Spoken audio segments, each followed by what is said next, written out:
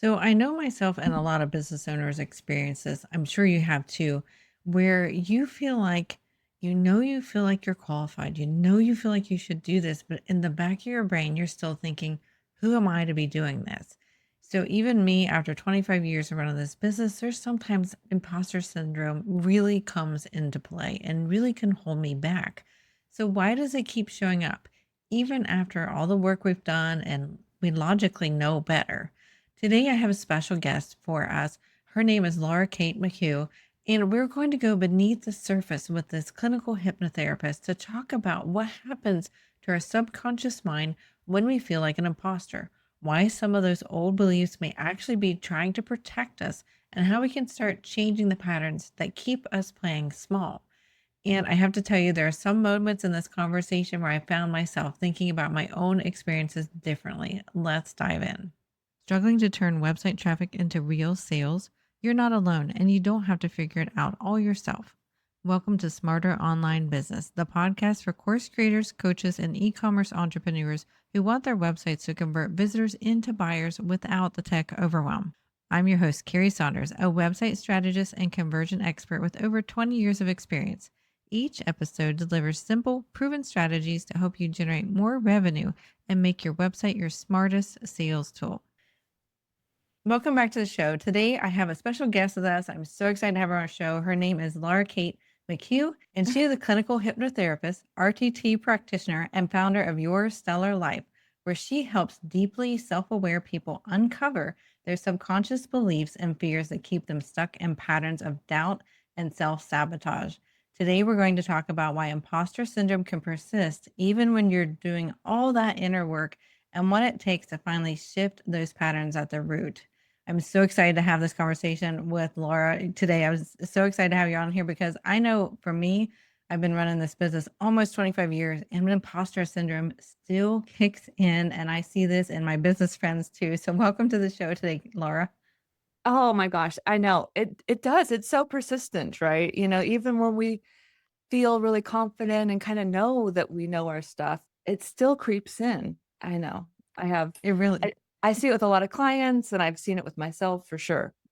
so I just gave a little snip of who you are. Is there anything that I left out that you want to share with a little bit more about who Laura Kate is? Yeah, I live in Santa Barbara. I've been doing kind of wellness work for the past 30 years and I just love helping people. I love being of service. That's kind of my go-to thing. And I also have a little cute dog named Gabby who's sleeping here by my side. And no, I'm fascinated by how our minds are so powerful and that we just don't use all of that power.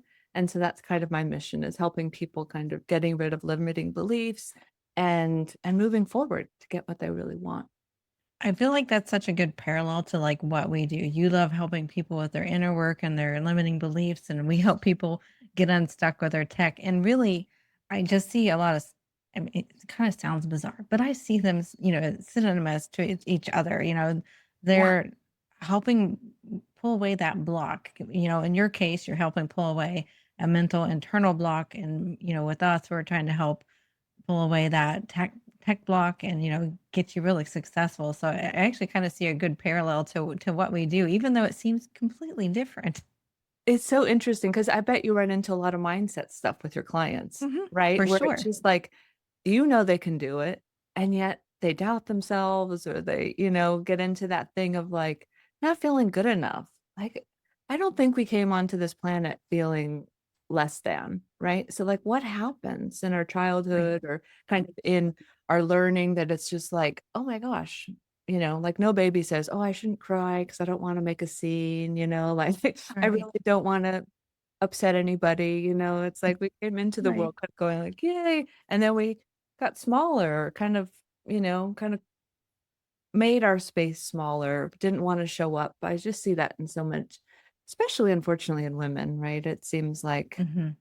my women entrepreneur friends are just like, oh no, I don't want to create any waves or, like being on video is hard for me or, putting myself out there is really hard. And so, yeah, that's all that imposter syndrome. It really is. Yeah. And you're totally right. I work with mindset with our clients too. And really, I mean, not in the way that you do, but I really try to encourage them that, we will help you, we will teach you, and, you will learn this and you'll figure this out. And where you don't want to learn, we'll do it for you. Yeah. So Yeah. totally, there's mindset there for sure. Yeah.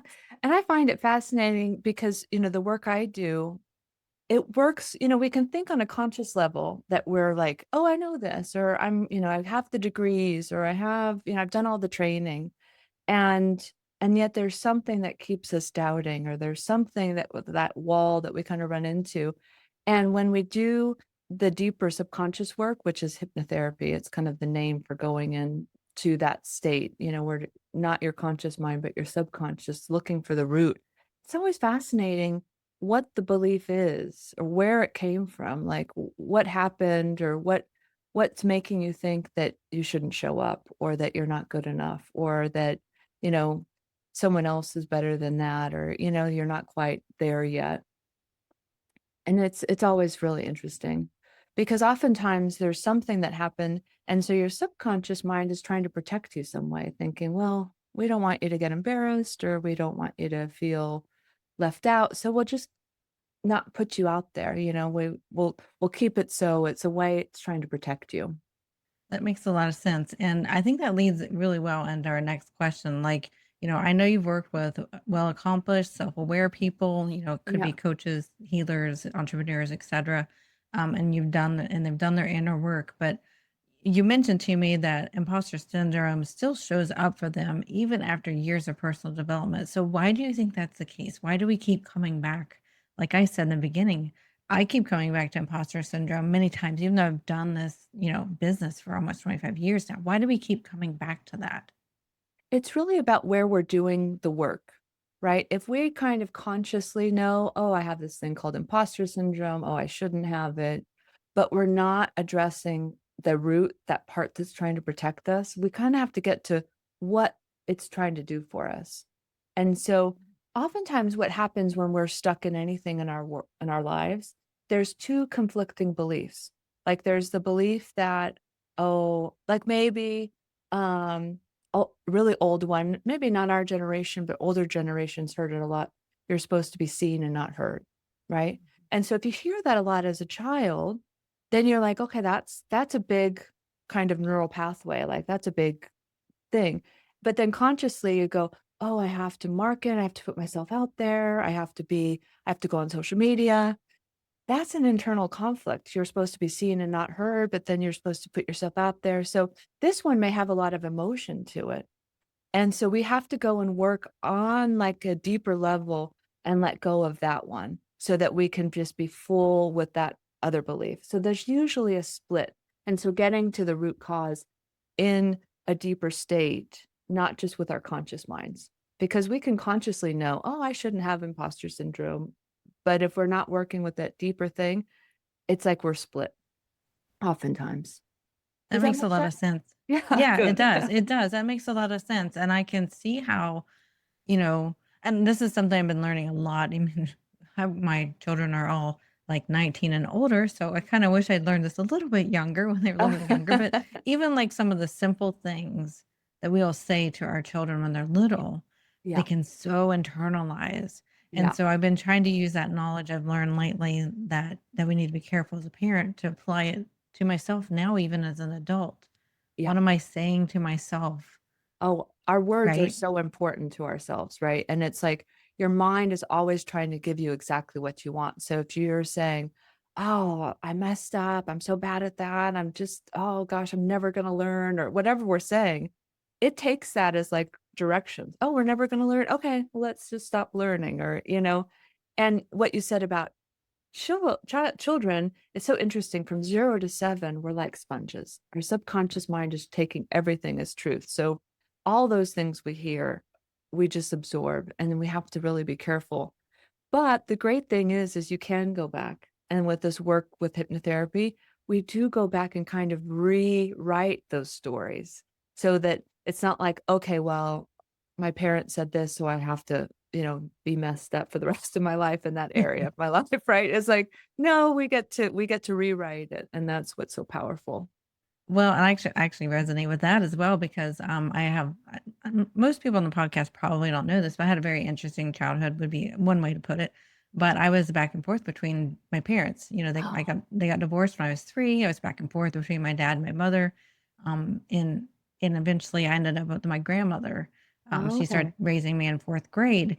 And the world of my dad and my mother's life was very poverty stricken and very Scarcity kind of. yeah, scarcity mindset Yeah, and all that. And then when I lived with my grandmother, it was abundance in the reality, but still in her mind, there was so much scarcity. Like she right. would like hold on to all this money because she grew up in the Great Depression. She was actually older. She was like 16 years older than my other grandmother. So she was an Uh-huh. older Older version of a grandparent, grandmother uh-huh. for me. So she grew up in the Depression. So even though she was well off, Yeah, in general, in her mindset, it was still scarcity. So I can totally relate to that because like as a child, I saw scarcity from both situations, but I also right. saw some abundance in the one, well, But not whereas my believing it in their but not mind. believing in it, Yeah, right? Yeah. So like yeah, there's all this conflict that can go on in my head just from what I witnessed from there. yeah. Obviously being Money self-aware helps, but like you still it's hard. money things can be run deep, culturally, but Yeah. also in, the family. Like, if we don't feel deserving of it, the classic thing, right, is to people that win the lottery and then they blow through the money, right? Because if they don't see themselves as, like, deserving of it or growing wealth, they just see it like spending, they can just run right through it, and you're like, "How can you go through that much?" Right? And it's because they don't have the belief system that they're deserving of it or that money stays, right? Right. It's just fascinating. And, Yes. um, and the scarcity thing is a huge one. I think even with, like, building your business, right? If you don't see yourself as, like, deserving clients or, worthy or you can basically sabotage yourself, right? Because internally, there's something saying like, no, this isn't good." Yeah, it's thanks for sharing that about the scarcity thing, because that is a really one a lot of people, a lot of us struggle with, maybe all of us to some degree, you know? Right. Well, and I know that you would talk a lot about subconscious mind protecting us in ways that don't always look like protection. And I think this is probably one way, but are there any other ways that come up pretty commonly for your clients that you work with them through to help them really, in their life and then in their business in the end? Yeah, when you get to the root cause, it's really interesting because that's what we're trying to figure out, like, what is it trying to do? Because your subconscious mind is always trying to protect you. It's the part that keeps us alive. It's where our memory lives, it's where our habits live, it's where our emotions are. And it's also the part that controls our heartbeat and our, lungs and like all the things we don't have to think about. If we had to think about everything, we wouldn't get anything done. Like, I don't know if you've ever seen somebody, like, having a brain injury and trying to learn how to, like, tie their shoe, like, all those things take up so much effort until they're become automatic, right? But when we get to the root cause, what is really interesting is it's usually one of 3 things. It's usually trying to protect you, sometimes it's trying to punish you, and other times it's trying to make you a priority or kind of get attention for you. Like, say a kid that, that has a lot of siblings and, maybe just not getting a lot of attention. Maybe they get a rash, right? Oh, they're all of a sudden allergic to something because that, in a way, may be serving to get them attention, right? To get them to Mm. be made a priority. "Oh, we gotta take care of little Tommy," or, and so the punishment could be maybe you feel guilty about something, maybe like, you were told you weren't lovable or something, and so you feel like, "Oh, I must have done something wrong," and so somehow you have relationship issues where, you punish yourself in a way because there's this belief that you've done something wrong, and it may be true, may not be true. But the most common one is the protection, right? Like, say in grade school, you did a book report and someone laughed at you or something. And so you're like, "Oh, I never wanna do that again, right? I don't wanna speak in public." So then your subconscious mind goes, "Well, we have to protect Laura because she people laughed at her." So that was really strong emotion. So that's kind of where those things, maybe we don't consciously think about them, but they could be really old. That makes a lot of sense, and I think I think that's pretty relatable to a lot of people, and I mean, even the brain injury thing was relatable to me because I actually had a pretty bad concussion in 2011, and Oh, you it did? was yeah, I did, and it was amazing the things I couldn't do Yeah. for the first few weeks. Like, I had a pretty traumatic brain injury, and I was like, "Wow, this is what it's like to, have a concussion and to Have not be to able to relearn function." everything. Yeah. Yes, yes. I mean, And it's I exhausting, right? it really is, and it was tiring. I mean, you use up so much energy with your brain. I mean, I You think most do. people know this, that their brain uses like a lot of energy even when you're just sitting here working. And Yeah. it was exhausting for my brain to relearn how to cook, how to put something in the refrigerator. I would drop it. I'd Yeah. drop it before I hit the shelf because my depth perception wasn't working yet. And it's the little Yeah. things we take, granted for. So much, right? And that's why we file everything away, right? It's kind of like we want to be as efficient as possible because otherwise it would be exhausting. It's kind of like learning a new language and being in a foreign country. Like your mind gets tired.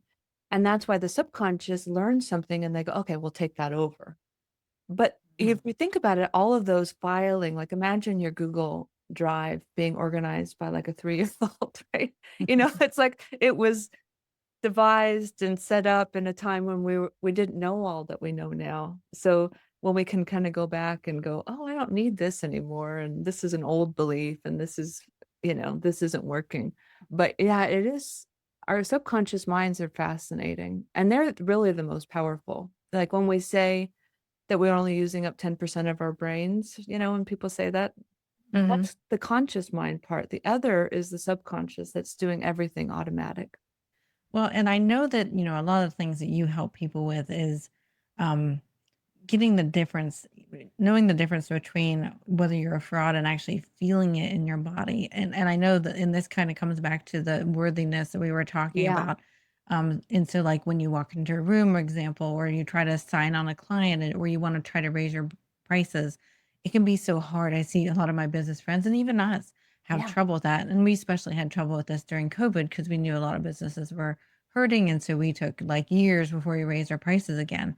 Yeah. So why does that gap exist? How do we fix that gap? Because I feel like I see it in myself as well as other business owners really holding them and their business back and their future back because Yeah. we're telling ourselves, that we aren't quite good enough or, et cetera. Yeah, exactly. It is those words that we tell ourselves, right? And that part of that is getting to know, like, becoming aware of that. Like, oh, what am I saying to myself? Kind of like what you were saying about your kids earlier, and like even the things you say to yourself, kind of stopping ourselves and going, wait, is that true? Or is that what I want to tell myself? Affirmations that we've all heard of, or guided visualizations where we're listening to positive things and kind of because our mind learns by repetition. So if we're repeating all the negative stuff, we have to combat that and put the positive back in. And yeah, I would recommend to your listeners to look at affirmations, not only affirmations, but going a little bit deeper and listening to guided visualizations as well, because you're kind of reprogramming yourself and changing the story, changing that tape.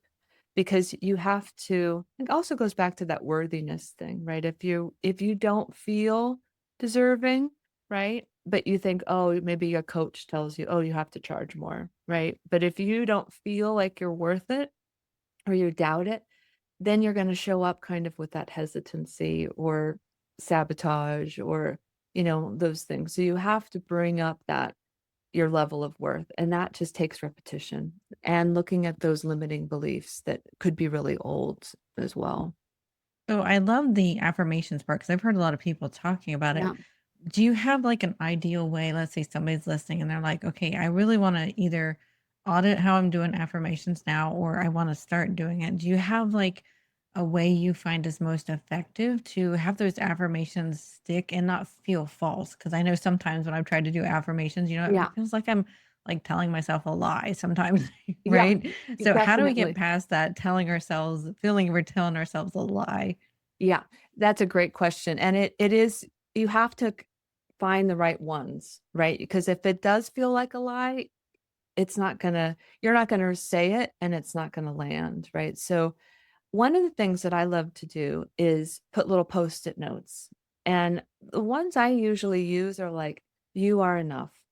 Super simple, but it's like, I can say that even if a lot of times I feel like, "Oh, I'm not good enough, I'm not this," but it's like, I am good enough, right? No, I'm enough, right? And so, or you matter. And you can put it either you can say I matter or you matter.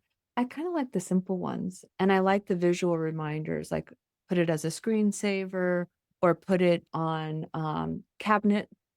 Sometimes when I was wanting to drop weight and I had like my snack cabinet, I would say, "You are enough, always have been." And I'm like, because sometimes that when we get into like habitual eating or kind of mindless eating, it's because we're not feeling full, right? We feel like we're not enough, like, or we don't have enough inside, and so it's like I put that little reminder. The other thing you can do is work with a hypnotherapist, right, to get to that limiting belief underneath so that you can figure out where that came from and then say those affirmations.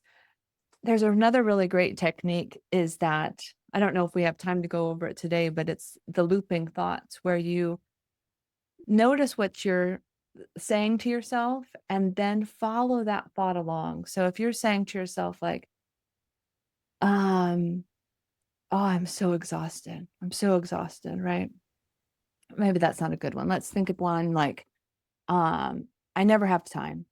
There's not enough time," right? "I just don't have enough time." So then you think that thought kind of in repeat, and then you feel what you feel in your body. Okay, so I'm saying I never have enough time. And so I feel exhausted. I feel kind of hopeless. What do I feel like doing when I feel those feelings? So you kind of take it through the whole thing, like from feeling to action. And then you go back and you flip that almost like an affirmation, but it has to land and be true. So what can you say? Like, I have all the time in the world. Maybe that doesn't really land like, no. Maybe you say, I have an extra hour today. I have an extra hour that I can do what I need to do.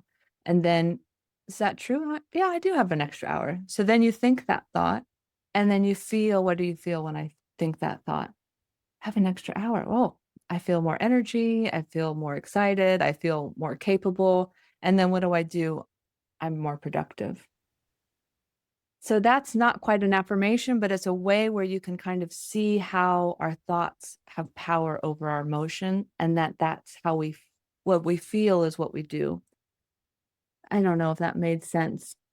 It does, and honestly, I mean, it sounds very powerful to me, honestly, because for me, I've been trying to rework and rebuild this business for the past like 5-ish years, Yeah. and I feel like I don't have enough time. Yeah. And I know that's like a downfall to keep thinking that. So I Right. think that a lot of other businesses are going to resonate with what you just said, and they Yeah. can flip the script using the technique you just described. So for those listening, we're going to have that in the show notes because I think that's really gold. So, Carrie, what would you say? Like, what would be your flip for that? So, let's go through it with you. So, if you say, I don't have Sure. enough time for my business, what feelings come up for you when you repeat the negative thought? I feel overwhelmed. I feel scared. I feel like I'm not worthy enough because I can't figure out how to have enough time. Yeah. Those would be the first things that come to my mind. And what do you feel like doing when you feel like overwhelmed, not worthy enough? Probably little simple easy tasks that I can say I did it and they're not really pushing my business forward, like deleting email or Okay, posting so on you go to social kind of media. busy work, So like, I can I do go to this. I'm gonna yep, do because I'm overwhelmed. I'll do this. Okay, so I go to let's busy work. okay, well, let's go back and flip it for you. What would be your flip? Instead of I don't have enough time, I could say, well, your extra hour was a good example. That one I could track on, let's say Yeah. a client call got canceled or moved. I could be like, oh, great, I have an extra hour I didn't think I had today. Okay, Um, so repeat that yeah, thought. I have an extra hour I didn't think I had today. I have an extra hour I didn't think I had today. What feelings come up when you repeat that thought? relief. Um, Yeah, it's almost I like you can feel breathe, right? Like your yes, shoulders feel like they go yes. You down. probably Yeah. could even see my Yeah, shoulders I yeah. dropped. It's like, I was like, I oh felt yeah, like relief. have an Yeah, extra hour. Yeah, good. right. And I feel like I can accomplish something. I feel like I can put my mind into something and get something more productive done. And what kind of things do you want to do when you feel like you can be more productive and feel relieved? Probably more working on my business rather than in. So making sure Mhm. that we are, you know, doing those lead indicators Kind of that like are a bigger priority. picture, kind of meta The kind bigger, of. right? Yeah, Yeah, that I know if they're not done, then that hurts like the bottom line and our productivity too. more of those needle movers, right? Where you go, Right, the needle okay, movers. Yeah. yeah. And so, yeah, you can do this with all kinds of things, right? Like it is super powerful. And I've heard other people describe it in a little bit different ways. And it's so simple, but we just have to remind ourselves to do it. So sometimes if you're doing something and you just work yourself backwards to what the thought was and then talk yourself through it. Oh, I'm glad we went over that. I hope your listeners get a lot out of that. I hope so too. Yeah, because I mean, I have a bunch of business friends, especially since remarketing us the past several years, and when I'm in group calls, that's it's a pretty common theme to hear, Yeah. especially I think post COVID. It's just been so exhausting on our Yeah. brains, the Yeah. pandemic. Yeah. And then even that is a thought, right? That we Mm-hmm. could look at, and then what do we feel like True. when we say that thought, and then it's like, True. Good catch. we can do it with all kinds of things, but yeah, those are the Right. yeah. Yes, I think a big thing that people listening need to think about is what are we telling ourselves right now? Because Yeah, you just brought up some things that I've been telling myself. I'm like, well, why is that still true? It's been right. 6 years. Is it Why am I still true? telling myself that now? Yeah, Right? and Is it the really? the fact that we tell ourselves that's what makes it true, right? And so then we Mm-hmm. act on that, and then it's like, yeah, and Marissa Peer was my mentor, the rapid transformational therapy, and she wrote a book called Tell Yourself a Better Lie. And it's interesting Mm, because it's like we're telling ourselves things. And so it's like, oh, what if we tell a better lie? Like, I can do this. This is figure outable, or the different things, right. like, and like we talked about the affirmations, they have to ring true, that we can repeat it and kind of feel it and then move forward. Yeah. I mean, just us talking together already right now, I feel so much relief. Like I hopefully all of our listeners can feel so much relief of Oh, the that's great. possibilities we can do, right? Yeah, yeah. Yeah, With we're work have infinite possibilities. I we believe that. really do. Yeah. Yeah, and speaking of which, I'm actually reading a book right now. I absolutely love it called Limitless by Jim Quick. Have you Oh, yeah. had I that think I book? have It's that on my Kindle. I haven't read it yet. yeah. Oh, you need to. Okay, it's an awesome book. I think it would go Nice. really well with this podcast episode Oh, and how we great. can be unlimited in our Oh, brains. I love that. Yeah. Yeah, I have it in my Kindle for sure. So then let's talk a little bit about root work. I know you mentioned this to me, Yeah. before our interview. Can you walk us through what root cause work actually looks like what happens in a session that's different from talking therapy or like from coaching? What does that root cause work? We kind of touched on it, I feel like, but let's go a little Yeah, I would deeper. love to talk about that because when I mention hypnotherapy, a lot of people think of stage hypnosis, right? And that like they've seen something where someone's quacking like a duck, or they think, "Oh, I can't be hypnotized." And it's actually, I wish it almost needs to be like rebranded or something, because it is, we're in hypnosis or in that state of like that trance state multiple times throughout the day. It's that kinda daydreamy feeling, like, you're still aware, and your mind's always there protecting you, but it's like it's distracted. Like, have you ever been on the highway and you're like, "Oh, wait, how did I get here?" Like, 10 minutes is Hmm. gone, and you're just, like, daydreamy? So in the root cause work, or the hypnotherapy, the RTT, we basically go into that state where we say to your conscious mind, you can take a little break, you don't have to effort. We're really talking about the memories and the emotions and the habits. So it's not really going into your old story, but it's going back to the root cause. Like, what is the cause of this insecurity or this fear or this impulse or this pattern? And so oftentimes we regress back to memories in different times of our lives, and you're talking to me, and then we're looking at the feelings that came up, and we're going, "Oh, what belief did you come up with about yourself because of that incident?" Like the example of the young girl that did the book report, right? So that could have been something that she may not have remembered. And then in this root cause work, in that kind of trance state, you're kind of in a relaxed time. Then she goes, "Oh, yeah, I felt like a failure. I felt like my friends didn't like me. I felt rejected. I felt, stupid." Right? All those things. And so, oh, what did it make you believe about yourself? Oh, that I was never gonna go up, and I'm not a good public speaker. I never want to speak in public, right? So then we're looking for that and go, but is that really true? And you're not 8 years old anymore, right? And so we get to Mhm. look at it and kind of understand like, oh, wait, I don't need that. This isn't working for me anymore.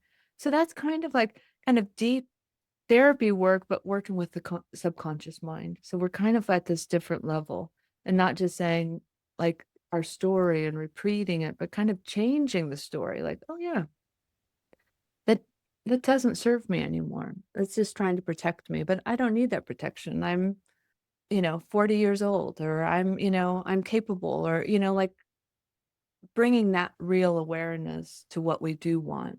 And so we can let that part go. And the transformations I've seen have been so amazing. Well, again, like I said earlier, oftentimes it's either protecting you, punishing you, or making you a priority. Like I had a client that came in with polycystic ovaries. Do you know what that is? Where it's like Mhm. affects your ability to get pregnant and you have all these crazy symptoms. And so she came in for that. And she was like, went to the root cause of this scene where her uncle was really like upset because he was going broke because of his kids. And it's like Mhm. she's in a different culture, and this was like this big, never seen her uncle like that.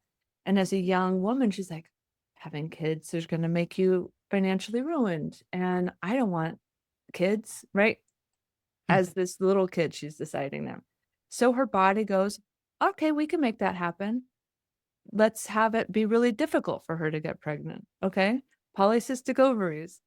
So she had this realization. And in that session, it was like, oh, wait, no, I'm an adult now. I do want to have kids. This was an old thing and this doesn't make sense anymore.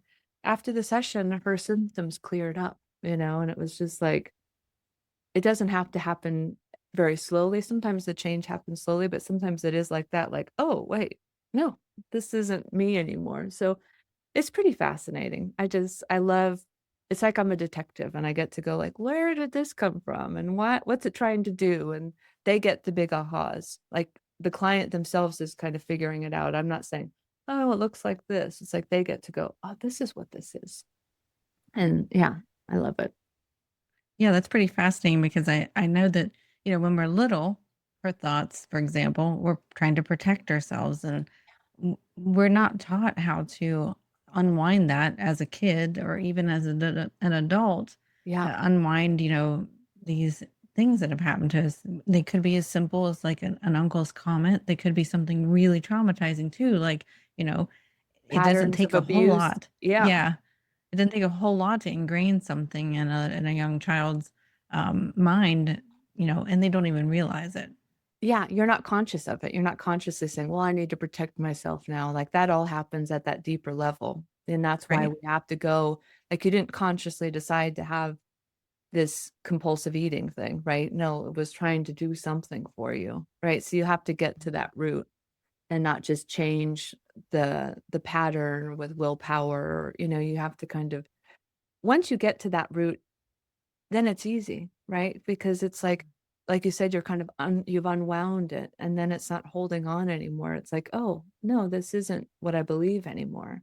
But when you have those conflicting beliefs, it's hard to move forward. It's kind of like speeding with the brakes on, or trying to ride 2 horses at once. It's like you have to pick one, but if you don't know about this other one, it's hard to know what to let go of. Right, and you probably don't see a path out until your eyes have been opened as to, what's really holding you back, so you don't see a path to where you wanna go, and you feel Right. so stuck. Right, consciously, you kinda know, "No, I shouldn't feel insecure. Right. I'm okay, yeah, I know," but then it's like, there's this younger part of this, that still believes something that you don't know you're even fighting against. Well, and I feel like we sometimes even will judge ourselves, like, we'll know, "Okay, I shouldn't feel this way," but Yeah, then we might judge ourselves, "Well, why do I feel this way? I shouldn't feel this way." And then so I feel like that also can cause, like, a subconscious block too because we're, like, externally looking at ourselves, "Why are we not out of this right. problem yet?" Right, especially for all of us who've done a lot of work and they kind of like there's a shaming element, like, "You know this, you know better," and then you're just like, "Well, that doesn't help," right? 'Cause now you've just added another element of like, Right. "Okay," but yeah, we get so hard on ourselves, don't we, you know? We do. Yeah. So for those listening, before we wrap up today, Yeah. I would love to know, is there anything else that you feel like would be a really great tangible advice for business owners that feel like they're stuck with something in their business? How can they try to start unwinding it? Obviously, connecting with you, Laura, and Yeah. we'll talk about how they can better connect with you in a moment. But like, Yeah. how can they start to work on themselves and make those next steps? In addition to the tips you already gave us. Well, remember how we said earlier, it's like what we're telling ourselves? This is one little tip, kind of trick that you can do starting right now is, when you don't like something like tech for me, maybe, not for you, Mhm. right? But like saying, like, if you keep saying to yourself, oh, I'm not good at the tech. I'm really not good at tech. I'm not, even just saying that, I'm going to resist it so much more. And it may be true that I'm not that great at it, right? But if I say, oh, I love learning, and I do love learning, I can learn this. I love learning tech, right? Changing the words can make such a huge impact, right? Like, "Oh, I hate showing up on video." This is the one I'm working on because I do. Mhm. And so I have to, hear myself go like, "Oh, I don't like doing this," and go like, "I love showing up on video. I love being able to connect with the people that I can best serve," right? I love helping people. So then showing up on video can be really helpful. So Marissa Peer gave an example of this when I was learning with her, and it just stuck with me, and then maybe this can help your people as well. She was, like, on the back of this jet ski, and the water's, like, in her face, like, and wasn't very pleasurable, and she's like, "Well, I can't spend this whole time going like, 'I hate this, I hate this, I hate this,'" right? And so then Mhm. she's just like, I love this," and so now I think of that when I think something does I'm like, "I love this, I love the tech, I love learning new things," and so just even flipping that, noticing how we're telling ourselves that we don't like something can really make it so much more difficult, and that if we say we love it, we start loving it. I did that with tech, and I'm like, I really have gotten so much better because I'm not fighting myself so much, and I'm like, I do love learning. So it's like, I love learning tech things, and so just those little things, if you can, like, I think we get so like, I don't like this, I don't like that, but if it's not getting to where you wanna go, like, if there's things for your business or things for your growth that may not seem the best, but if you can switch it in your mind and go like, I do really love something about it, like, it makes it so much better.